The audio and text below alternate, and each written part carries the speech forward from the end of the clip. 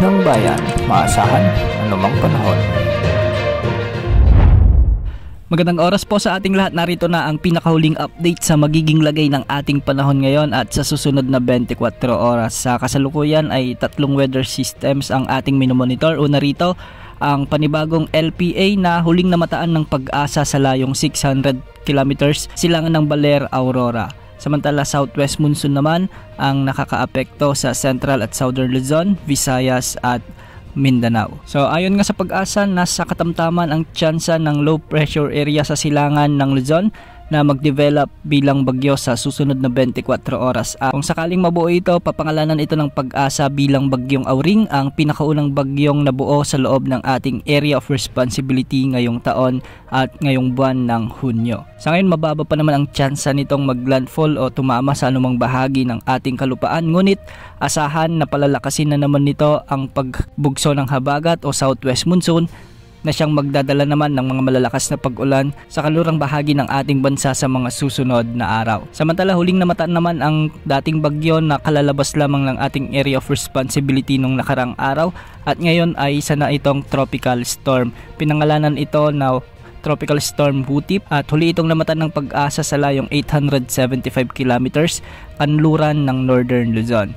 Taglay nito ngayon ang lakas ng hangin na umaabot sa 65 km per hour malapit sa gitna at pagbugsong umaabot sa 80 km per hour. Sa kasalukuyan, kumikilos ito ng west-northwest o kanluran, hilagang kanluran sa bilis na 30 km per hour. Kung pagbabasihan natin ang kilos ng bagyong ito, wala na itong direktang epekto sa anumang bahagi ng ating kapuluan at posibleng tumama ang sentro nito sa southern China. Samantala, dahil naman sa umiiral na habagat, asahan ang mga pag-ulan sa Zambales, Bataan at Occidental Mindoro at ang mga lugar na ito ay nakakaranas ng mga katamtaman hanggang sa malalakas at minsan ay matitinding pag-ulan na posibleng magdulot ng mga pagbaha at pagguho ng lupa. Samantala, habagat pa rin ang nakakaapekto sa Metro Manila, Pangasinan, Cavite, Batangas, sa may Romblon, Palawan, Camarines Sur, Catanduanes, Albay, Sorsogon, Antique, Negros Occidental, Guimaras at Northern Samar. Kaya ang mga lugar na ito ay makakaranas din ng mga pag-ulan dulot ng southwest monsoon.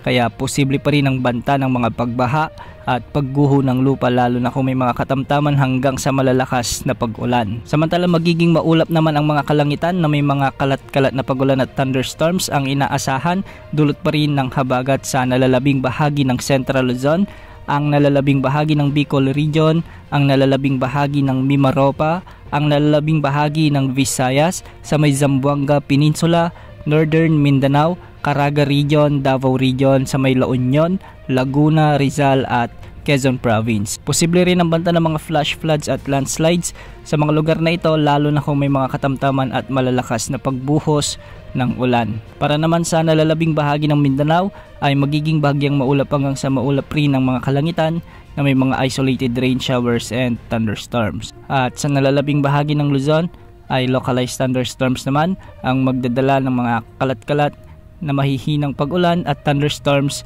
sa mga lugar na ito. Sa kasalukuyan, wala namang nakataas na gale warning sa anumang baybaying sakop ng ating bansa, ngunit ang ilang mga baybayin ay posibleng umabot hanggang 3.1 meters ang mga pag-alon, lalong-lalo na sa kanlurang bahagi ng Southern Luzon at Visayas. Posible rin ang hanggang 2.1 na mga pag-alon sa Northern at Central Luzon at nalalabing baybayin ng ating bansa. Yan ang update sa lagay ng panahon. Ito po ang weather update ng bayan, maasahan anumang panahon.